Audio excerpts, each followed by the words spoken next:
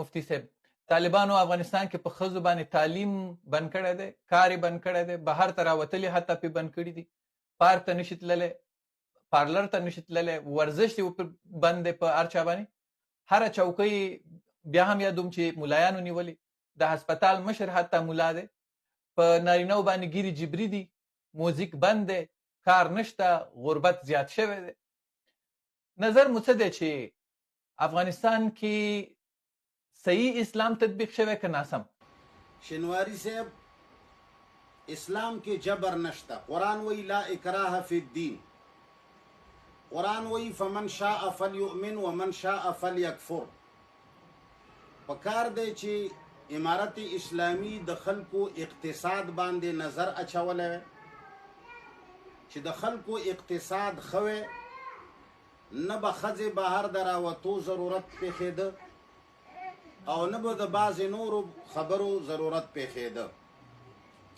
او بکی دا خبره چې شریعت سم پکې سم دی او که ناسم، نو ما تاسو ته ویلي وو چې زموږ په شریعت کې مجوسو دومره ګوتې والي دي چې دا موږ خپل زاړه حالت ته بوځو، په دې باندې به ډېر خلک سرونه ورکي.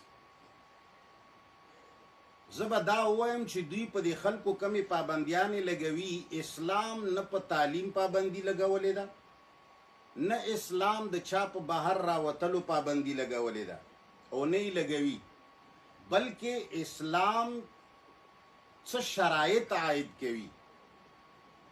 غالبا چې د ابو سعید خدری رضی الله تعالی عنہ نه روایت ته چې رسول الله صلی الله علیه وسلم ته ښځو وویل چې ای د الله رسوله ته نارینهو ته دین او واعظ و نصیحت کوي، موږ خو همداسې پاتې شو. بیا رسول الله صلی الله علیه وسلم هغوی ته خصوصي یوه ورځ مقرره کړه.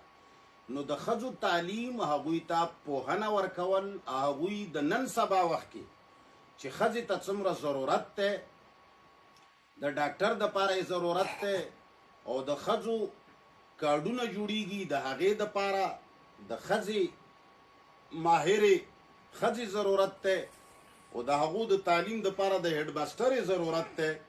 نو زه دا وایم چې یو خو مسلمانانو له پکار دي چې د احکامو سر دوباره جایزه واخیستی شي. د زړو ملایانو چې موږ له کوم څه لیکلي دي دا د قرآن ټکی نه دی، دا د ملایانو خبرې دي. پکار دی چې قرآني نصوصو او د محمد مصطفی صلی الله علیه وسلم په تصریحاتو کې موږ د خپل شریعت او د خپلو قوانینو جایزه دوباره واخلو. قرآن په ښځو باندې د تعلیم پابندی قطعا نه دی لګولی، البته